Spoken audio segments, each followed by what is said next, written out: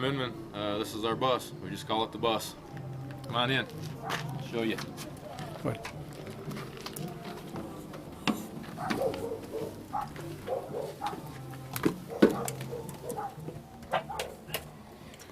So this is our wall, and it's basically just an air mattress, and we fold it up.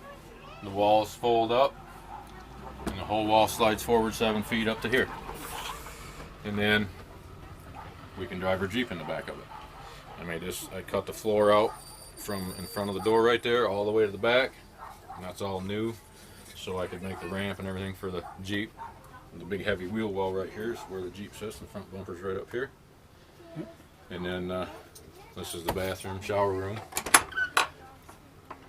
and we decided to just make a shower room and use the small toilet, so we can just put those in the back of the Jeep and go dump them when need be. Yep. And then we tiled it, and the way you do the tile is you just silicone it, glue the tile to the wall, and then you can grout it with more silicone that has actually sand in it. It's silicone to grout. You grout everything, and then How many people told you it was going to crack? That's what it'll do. It'll move going down the road. It'll flex, so it doesn't crack. And as you can see, we don't have any cracks. It's been in there for 3 years now, so been all over the country like that. And it worked out really well. And then all the wood is up here is tongue and groove cedar, and then the floor is just 2x6s and 2x8s, and you burn them with a torch, and then you just urethane it, and you get the real good wood grain. And that will fold out into a queen size bed when we have the Jeep in here and we're traveling, so we can still sleep. And small refrigerator, dorm refrigerator.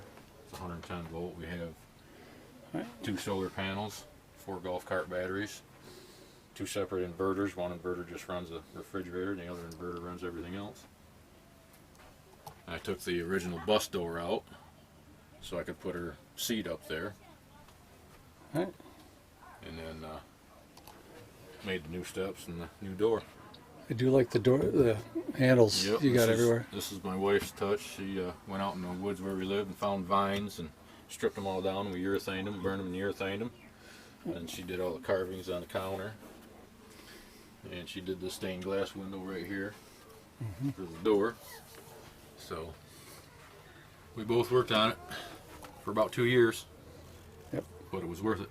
Now that it's done, it's well worth it. Have a lot of fun with it. And I can show you around the back where the Jeep goes in.